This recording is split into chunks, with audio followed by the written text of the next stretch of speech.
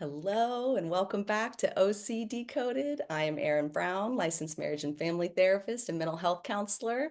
I have OCD myself, and my hope with this is to help people learn how to to turn their OCD into a superpower and to help to translate themselves to others better. And today we are very excited to have Joanne Doucette with us to talk a little bit about how to help people with OCD as the family members with it too, and how to give assurances or how to give accommodations and that don't just give in to the OCD and how to help empower people with OCD. So, hello, Joanne. Hi, Erin. Thanks so much for having me on. I'm so looking forward to this conversation. Thank you so much for being here. So, why don't you tell us a little bit about you? Sure. So I'm a social worker and therapist, and I'm based in Ottawa, Canada. And I've been working in the field for 25 years. And in more recent years, actually throughout my career, I've tended to focus on supporting parents a lot in the different environments I've worked in hospitals and now in private practice. And one of the areas of specialty for me is definitely supporting parents of kids, teens, and young adults as well who have anxiety and or OCD. So that's definitely an interest for me. And I do a lot of emotion-focused family therapy work, which I know we'll probably talk a little bit about. Yes, definitely. Oh my gosh, I was had the honor of attending one of Joanne's trainings, and it was so helpful and informative and really gave me a lot of hope about situations that had felt really hopeless before. And so I'm really excited to share all of that and to learn more with more people. So, Yeah. I yeah. love hearing that. And it really touches on how parents are just their kids' greatest resource. And I think in our field, whenever we're working with youth, but even when we're working with adults, often bringing in the caregivers, the family members can really help our clients get so much further in their journey. You know, parents deserve support. So, anyways, I love hearing that. I believe in it so much. Yes, exactly. Oh, I think you are so amazing and such a light in this part where it's going to be so hard to understand, what is helpful and what is not. It can feel so confusing, and to see a loved one just so stuck or so in so much fear or doubt, and then how to help in a way that's actually supportive, and also for ourselves, like even for the people with OCD, like taking the training, it helped me learn how to help other people with OCD, but it also gave me so much about how to like validate myself first, and how much of a difference that makes in being able to move through emotions. Yes, having compassion for ourselves as parents. And I'm a parent too. I didn't mention that, but I'm a parent to a young adult and a teenager. And we've also had our own experiences in my family with anxiety. But, you know, having that compassion for ourselves, it really lends well to being able to meet our kids with compassion when they're facing struggles. So it goes hand in hand. Yes, definitely. Wonderful. So I would love to hear a few examples of how people can start to work with this and how to actually apply it in their lives, and what is the difference between assurances and validation, and how to kind of start to decipher all that. Yes. So, one thing I work on a lot when I'm supporting parents is we talk a lot about validating feelings, and it's really tricky because we have to pull apart that we can validate an emotion that someone's experiencing, such as someone feeling very anxious, or we know sometimes people, when they're anxious, can present as frustrated and irritable, or so whatever the feeling is, we can validate the feeling without agreeing with the facts of what is being said. And I think that translates very well to this dilemma that loving family members face when they have a family member struggling with OCD is like, how do you respond to the reassurance seeking, you know, without reinforcing it? But Mhm. we want to provide emotional support. People that are struggling with OCD need a lot of emotional support and to know that they have someone who's there with them and unconditionally loving them. And so we have to kind of pull that apart. So one thing I work on a lot with parents is the skill of validating. And I know for me, Erin, like as a therapist, we do a lot of validating feelings. And so for years, I was working on this, but when I learned about emotion coaching, which is under this EFFT umbrella, the way that we learn validation is a bit different. So you know how it's validating to say, oh, it must be really hard to be feeling so anxious, right? Mhm. Um, that must be really difficult. And that's validating. Often we will add a but to that. So, oh, it must be really hard, but you're going to be okay, or right, something like that. And so with emotion coaching, we replace the but with because. Mhm. So we really get specific and we name some of what's going on emotionally for the person and why they're feeling that way. So, for example, a kid who's really anxious about going to school, we might say, no wonder you're really anxious because you've been struggling with your friendships and you're really worried about what's going to happen at school today. Or no wonder you don't want to go to school because your tummy is really upset. So we name it and we put it into words when the person who's struggling often is having difficulty putting it into words. And that really feels different for the person. So it helps them to feel like, wow, my parent, my partner, they really get it. And this actually has, an effect like the neuroscience shows us that this is, it kind of floods the brain with the happy hormones. And then it puts the person in a place where we can do more of the practical support as well. So, I mean, that's the first thing I think I would share with anyone listening to this who's a parent or a family member of someone who struggles with OCD is validate the feeling, but that doesn't mean you have to agree with the fact, right? And maybe we could even get into an example of the reassurance seeking to kind of tease that apart.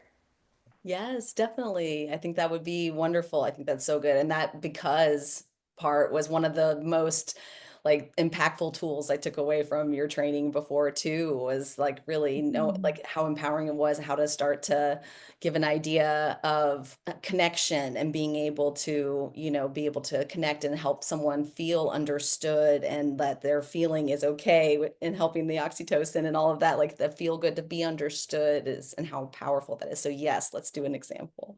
Okay, so I could start actually with an adult example. So, an adult living with OCD.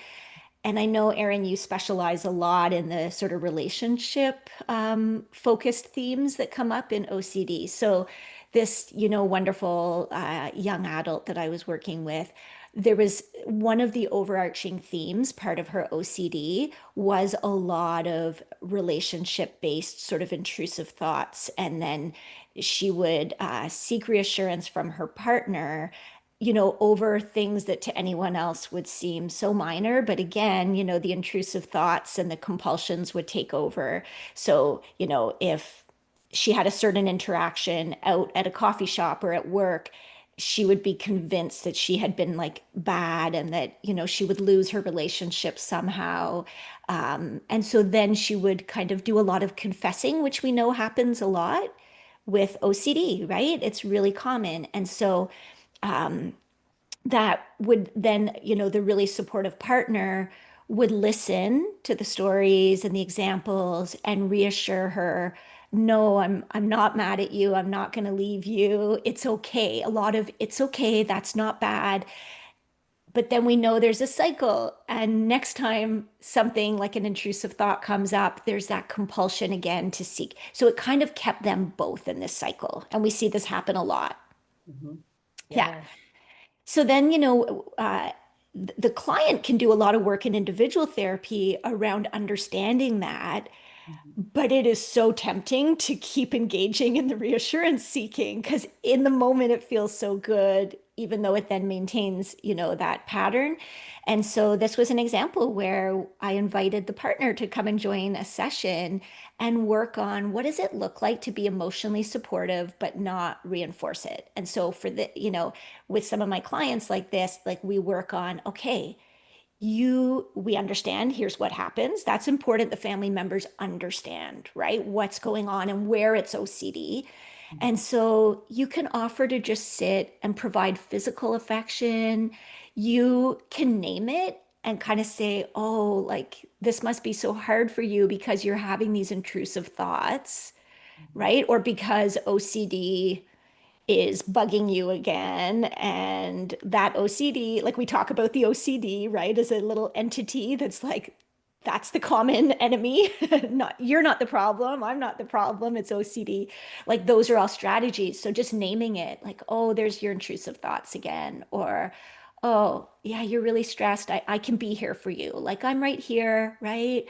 And of course, I love you unconditionally, but not get into the specifics of the facts, Mhm. not get pulled into a discussion about whether whatever that the person with OCD is thinking, whether it's right or wrong, whether it means something, because then we're giving more credit to the intrusive thoughts than they even deserve. So that was a real shift, right? For this really supportive partner to be like, oh, okay, it's not all one extreme. It's not that I either, again and again spend a lot of time listening and getting into arguing about how I really feel or whether that's a problem. That's not necessary. But on the other hand, I don't have to just say, we're not talking about this and walk Mhm. away, because that feels terrible for the person with OCD. So instead, it's this, I'm here for you and I love you. You're having a really hard time. And like I love you. I'm here. So the emotional support without getting into the details of the intrusive thoughts. Mhm. Yes, that's so good to notice like that difference between details and how that can seem like it's something so important to do, but how it can release the stress of it just to focus on the I'm here and to naming them, to, just saying, oh, there's intrusive thoughts again, and Mm. externalizing it, like you were saying, like that it's OCD is the problem, not the person, and how much of an important piece that is, because with OCD, there's such a feeling of shame and being wrong or bad on the inside. Exactly. And that's something I talk a lot about with family members is let's think about, a year from now, 5 years from now, 10 years from now. What do you want for your loved one, your child, your partner, whoever we're talking about? And what we often really want, of course, is for them to have confidence in themselves, a secure sense of self.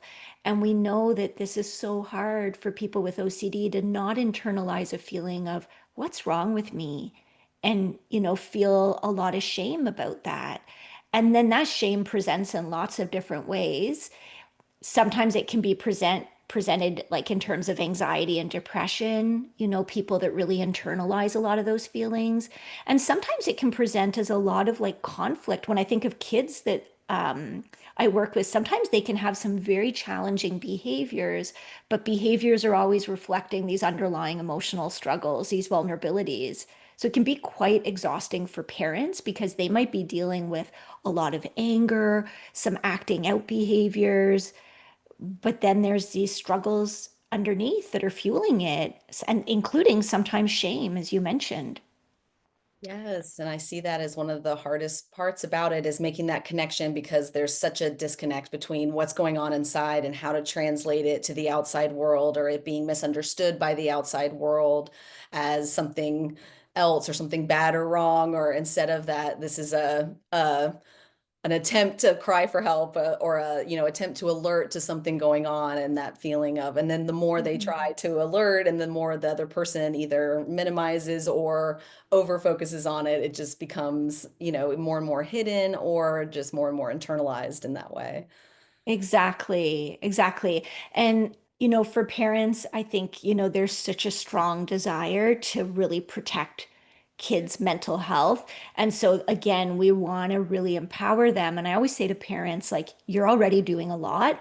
I don't want to ask you to do more. I just want to ask you to put your energy in a different place. Mhm. And interestingly enough, like making these kind of changes and a shift in how they emotionally support their kids can actually then really reduce a lot of the stresses they're dealing with sometimes day to day.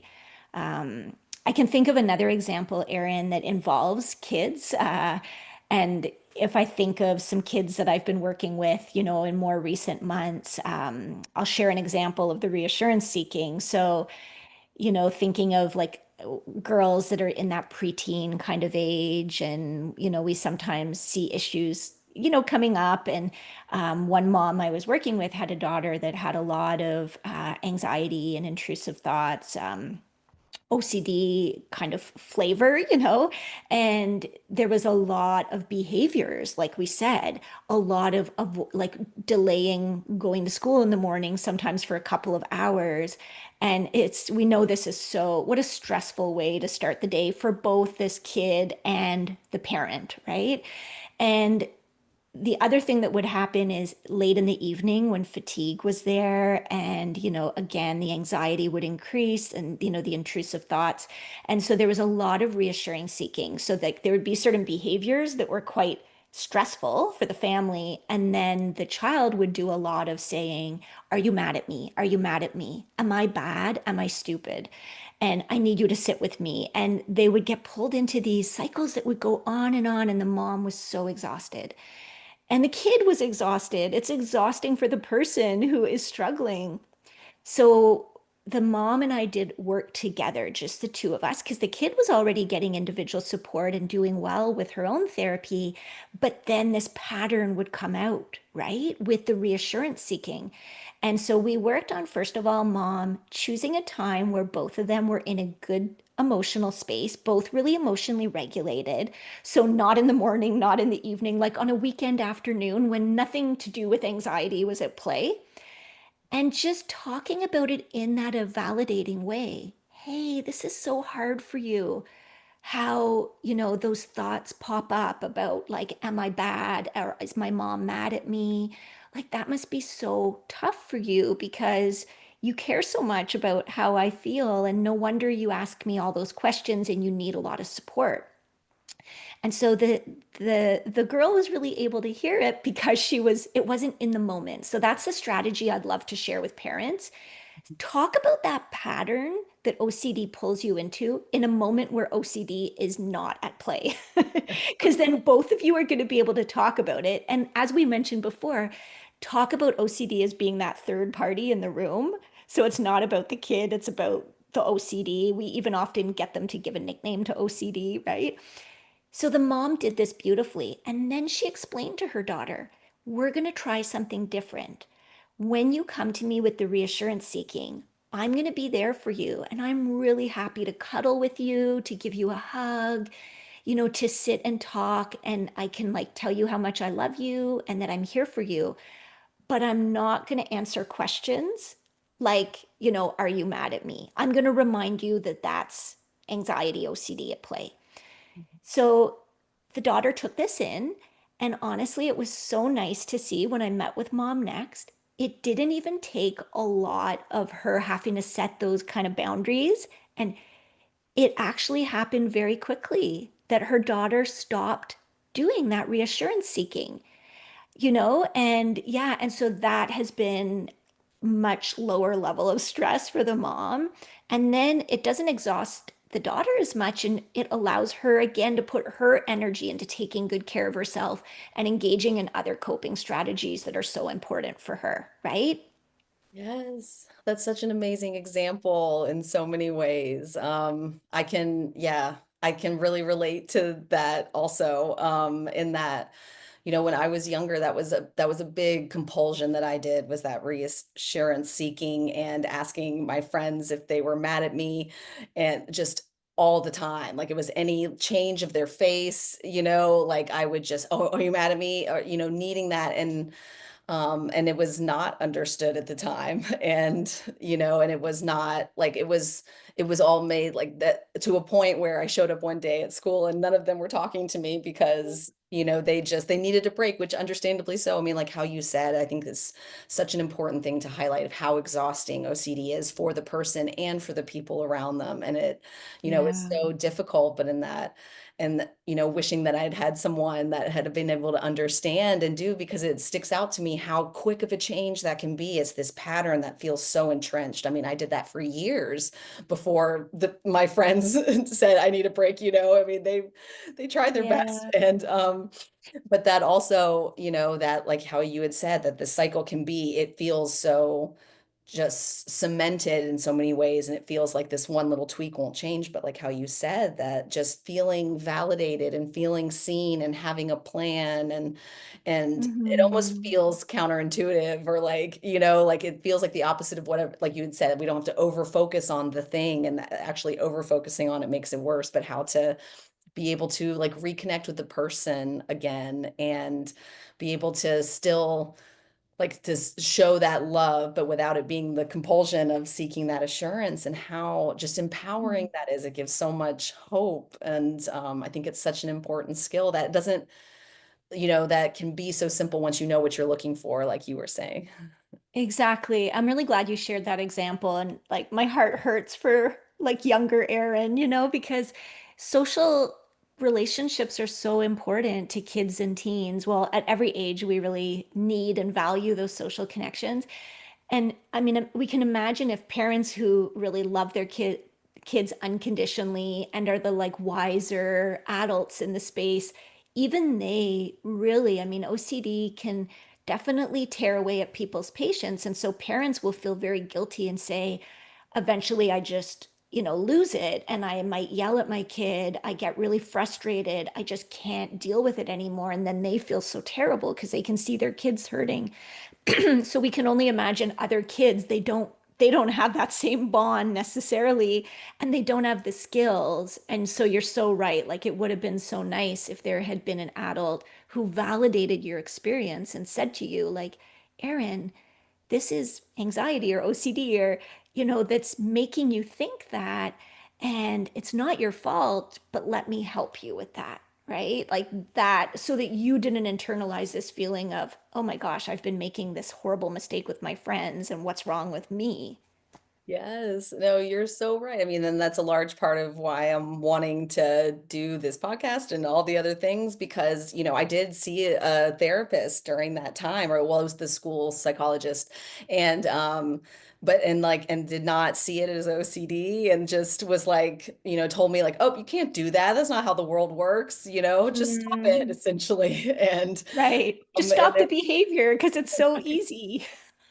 right, which just felt like more of a like, while it was interesting to me at the time, because I would like, it was looking at the world from a different point of view, which was really hard for me too. Like it was so, I mean, because and it was middle school too. It's right when that prefrontal cortex and abstract reasoning's coming online anyway. But it was, so hard Yeah. to think about, oh, other people don't experience the world the same way I do. And then, but then that was almost Mhm. more terrifying and more like I'm wrong or bad, that everyone else has like this knowledge or like secret book that they have that like helps them navigate the world that I don't. And just to then almost like doubt myself, like my default became to not doubt, or to doubt my instincts, or to doubt my intuition, or to Yes. doubt myself first, and to think like, oh, I shouldn't do it the way I think I should. I should do it the way other people do it, kind of thing. Right. It kind of left you with this lack of like it was hard to feel assured of yourself and your social relationships because you felt like, oh, there's like a rule book I'm missing. And it's interesting, Erin, because I hear that a lot from neurodivergent youth, right? Who we know like there's a population that can struggle a lot with these kinds of issues too, because the combination of sometimes the difficulty with that perspective taking combined with the like social communication struggles and the higher degree of presence of anxiety and OCD as they get into teen years. And so like that's another sort of segment of of like our clients, right, that really benefit from caregivers being brought in, to help develop that way of supporting them and then being able to work on the skill building, right? To be able to help them do exactly what you're describing, being able to see another perspective, being able to develop those skills of managing that. But I just think caregivers play such an important role in combating shame. Yeah. And I often say to parents, okay, first of all, I want to help you with reducing the current stress because it's a lot and supporting your kid in recovering from some of these struggles and improving their mental health. But also, let's think about where we want them to be 5 years from now, 10 years from now. We want them to have this secure sense of self. That's what you're touching on, Erin, right? To be able to feel like you belong and there's nothing wrong with you as a person. You are good enough, you're lovable, you're worthy of love. And this is a huge role that caregivers can play in helping with the OCD, so and reinforcing that feeling of being enough, because that's countering the shame. Like the shame is, right? We know shame is feeling there's something wrong with me.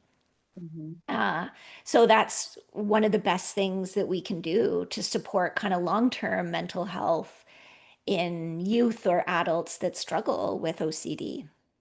Yes, very much so. I mean, I got chills when you were saying all that, and it definitely does. It's, it's so hopeful and empowering, and it feels like, being understood, being seen, and it's just really, I'm so glad that, you shared all that with us. I mean, We it's know a, so much more now in the field too, right? I think of even 20 years ago, right? There wasn't as much around these emotion focused strategies and understanding how important that piece is in treating. We can use CBT and its wonderful exposure response. It's really important, especially when we combine it with these emotion focused strategies that help with this piece of feeling lovable, worthy, that strong sense of self. When you put all that together, this is the way to go, right? In terms of really supporting people that have these difficulties with OCD. So, and if we can start earlier with parents supporting kids, that is so valuable, right? That prevention of things getting worse is such a great way to go. Yes. Oh, I so agree. And I think of that too, that as soon as I learn a new skill, I tend to, one of the first things is like, oh man, I should have known this sooner, or what would have happened if like I could have been doing it already, and reminding myself, it's like, start where you are, like start now. And it's never too late, and like doing it, just that like switch up, and how much too. And from the trauma research conference before, they were saying like that these, even though these accommodations are for like OCD or neurodivergence, that they also help the general, population, like looking at it in this Yes. different way. I think that's so empowering also, that it's not just for this, that this is a skill that can help everybody, but that it especially, helps to strike to something that, to a population that's really misunderstood. And I would also say although it definitely is so nice if we can start really early and get in there when someone is first experiencing struggles with OCD, it's never too late. Our brains there's that neuroplasticity, and we know if there's a parent listening to this who has an adult child that has had long-term struggles, they can start this now and still have a really great impact. So it's never too late. And we can't go back and change. When you said that, I thought, oh, I wish as a therapist or as a parent, I had known about this part around emotion coaching, EFFT 10 years ago, 15 years ago, earlier in my career. Uh, Early when my kids were really little, it was such a game changer when I learned more about this. But we just look at going forward. Now we can develop these additional therapeutic skills. And so we look forward. That's the most important. Yes, so amazing. Thank you so much. Was there anything else that we haven't covered today that you would want to make sure to mention? Well, I would just share a few resources for people that are listening and want to learn more about these types of approaches, the emotion coaching, the EFFT approach. There's a website called Mental Health Foundations that people can look up, and that is run by some of the EFFT folks who I did my training with. And they have a lot of free videos and handouts for caregivers and clinicians on there. So that is one I'd recommend. And I'd also welcome people to look on my website, which is doucettetherapy.com. And I have a number of free downloads, and I'm going to be adding more links and resources on there as well. And people could sign up for my newsletter if they want to hear more from me about these kinds of strategies. There's a link on my website to sign up for my monthly newsletter. Yes, definitely. I definitely encourage people to look that up and to reach out to Joanne. I mean, she has just been such an amazing support and resource in all of this. And so I really appreciate you coming on today and sharing so much hope and light with us all. Thank you, Erin. It's always wonderful to talk to you, and this was such a lovely conversation to have. I appreciate you. Appreciate you. Thank you so much. And until next time, I will see you later.